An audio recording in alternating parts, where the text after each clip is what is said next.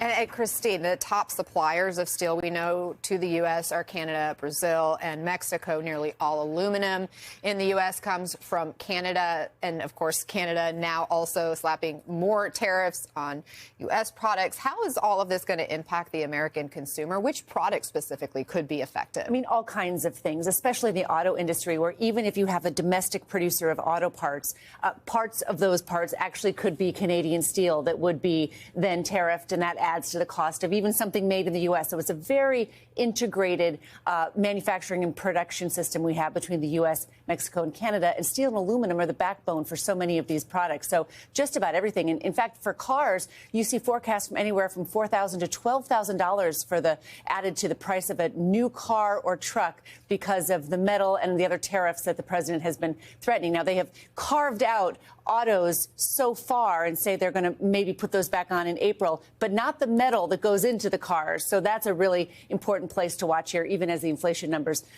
give a little bit of a sigh of relief for so many people today. Yeah, and of course, metal products go into a whole host of other things that we use and we consume. I understand we got the latest inflation report this morning. Perhaps a little good news. What can you tell us about it? So a little lighter, as the economists would say, than expected. So inflation still higher than the Federal Reserve would like to see, still higher than normal, but 2.8% inflation growth year over year and growing from January to February, 0.2%. That was better than the so-called experts, as the president would say, were expecting.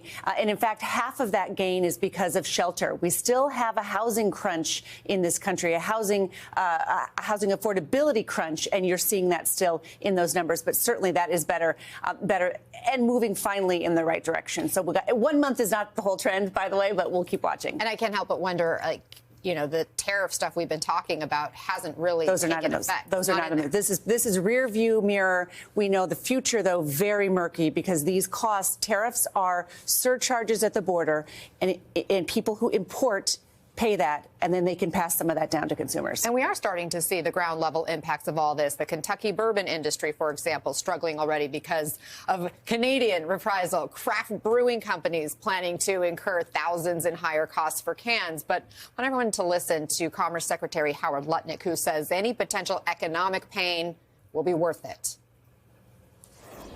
Will these policies be worth it if they lead to a recession, even a short-term recession? These policies are the most important thing America has ever had. So it is worth it. It is worth it. It is not chaotic. And the only one who thinks it's chaotic is someone who's being silly.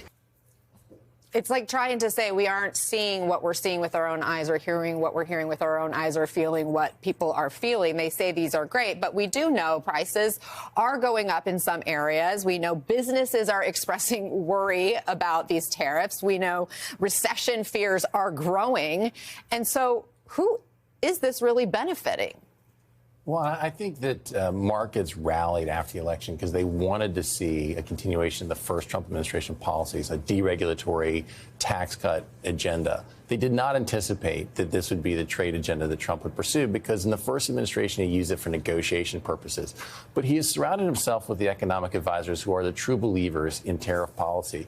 And it's not just an economic calamity. There's also a national security repercussion to these tariffs.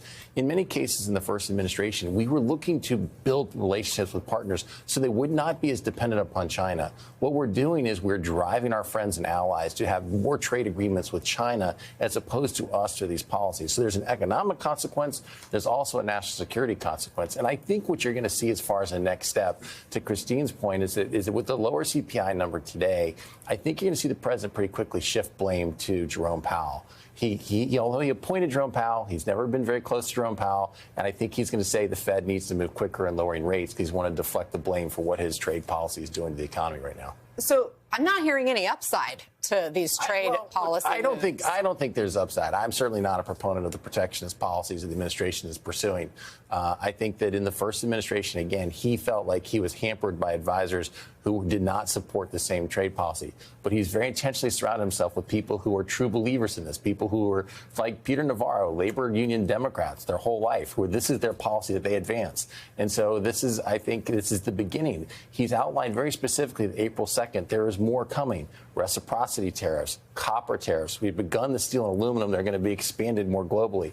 And so I think that this is the agenda that he's pursuing. And I think he thinks this is going to make over the U.S. economy. But I think there's going to be significant pain for consumers in the short term. Julie, the Wall Street Journal editorial board blasted Trump's trade policy, writing, quote, first he whacks U.S. automakers with tariffs that raise their production costs. Then he tries to shield them from foreign competition by whacking American consumers. We said from the beginning that this North American trade war is the dumbest in history, and we were being kind. And this is a typically conservative publication. Can Republicans and the Trump administration weather this? Well, you can't gaslight the markets and you can't gaslight consumers. You know what you're paying when you're paying for groceries. You know what your portfolio is showing. You know what your 401k is showing. And there are plenty of people, including many of those who voted for Donald Trump, who now are looking at their retirement, who are looking at their grocery prices, who are looking at the tariffs that are going to kick in, that will undoubtedly pass the price increases along to those consumers. And they're saying, we can't do this. I mean, don't forget, Joe Biden, for all that Republicans used to say that Joe Biden was telling everybody that the economy was doing very well, but people weren't feeling it in their daily lives. This is exactly what the Trump administration is doing now. They're taking a page out of the Biden administration and trying to convince people that the markers are good, but what you're feeling is not really what you're feeling. The difference is that for Biden, the markers were good. In this case, the markers are all trending downward. I mean, we got this little, as you said, this pretty positive-ish report this morning, but as Christine said, it's 1 month, and it doesn't take into account groceries, and it doesn't take into account other things that are very volatile, and it's before these tariffs kick in, and as Mark said, come next month, those tariffs are going to go through the roof, and that's going to be felt almost immediately by consumers. So you can't gaslight and you can't lie to people about what they're paying out of their pocket. They see it. People are feeling it on Main Street and could feel it even more, and then Wall Street continues to just go down, down, down.